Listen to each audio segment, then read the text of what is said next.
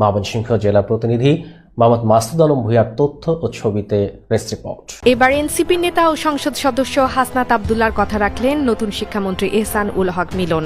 হাসনাত আব্দুল্লাহ তাকে যেই অনুরোধ করেছেন তা রেখে সারা দেশের শিক্ষা খাতে নিলেন যুগান্তকারী এক পদক্ষেপ, যা আলোড়ন সৃষ্টি করেছে ব্যাপকভাবে। দীর্ঘদিন ধরে এই প্রথা বা সিস্টেমের কারণে আসল মেধাবীরা অগ্রাধিকার থেকে বঞ্চিত হচ্ছিলেন। আর এই সিস্টেম পরিবর্তনের জন্য দুদিন আগে সরব হয়েছিলেন হাসনাত আব্দুল্লাহ।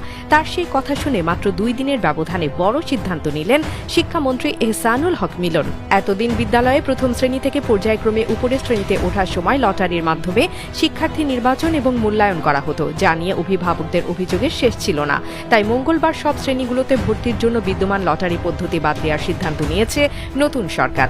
আগামী শিক্ষাবর্ষ থেকে এই সিদ্ধান্ত কার্যকর হবে বলে জানা গেছে। মঙ্গলবার সচিবালয়ের এক সংবাদ সম্মেলনে সরকারের এই সিদ্ধান্তের কথা জানান শিক্ষামন্ত্রী আ.ন.ম এহসানুল হক মিলন। এর ফলে প্রত্যাশিত বিদ্যালয়ে ভর্তি হওয়ার জন্য শিশুদের আবারও সেই পুরনো ভর্তির যুদ্ধে অবতীর্ণ হতে হবে। যদিও শিক্ষাবিদ ও শিক্ষা সংশ্লিষ্ট ব্যক্তিরা বলছেন, শিশুদের বিশেষ করে প্রাথমিক স্তরে লটারির পরিবর্তে আবার পরীক্ষা হলে শিশুদের ওপর অপ্রয়োজনীয় চাপ বাড়বে এবং কোচিং প্রাইভেটের প্রবণতা নতুন করে মাথাচাড়া দেবে।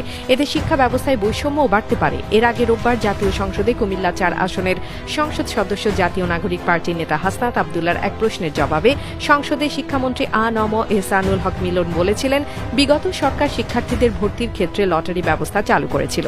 তার কাছে এটি খুবই যুক্তিসঙ্গত মনে হয়নি।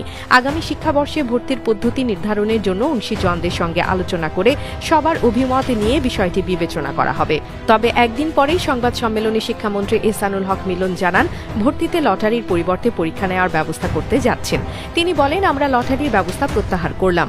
গত 1 মাস ধরে অংশীজনদের সঙ্গে আলোচনা পর্যালোচনার মাধ্যমে স্কুলে ভর্তিতে লটারি পদ্ধতি উঠিয়ে দেওয়ার সিদ্ধান্ত নেওয়া হয়েছে। আগে প্রথম শ্রেণীতে শিক্ষার্থী ভর্তির জন্য পরীক্ষা না নিয়ে লটারি হতো। কোভিড-19 মহামারীর কারণে 2021 শিক্ষাবর্ষে সব শ্রেণীতেই শিক্ষার্থী ভর্তিতে লটারি শুরু হয়। চলতি বছরও প্রথম থেকে নবম শ্রেণীতে ভর্তির জন্য লটারির মাধ্যমে শিক্ষার্থী নির্বাচন করা হয়েছিল।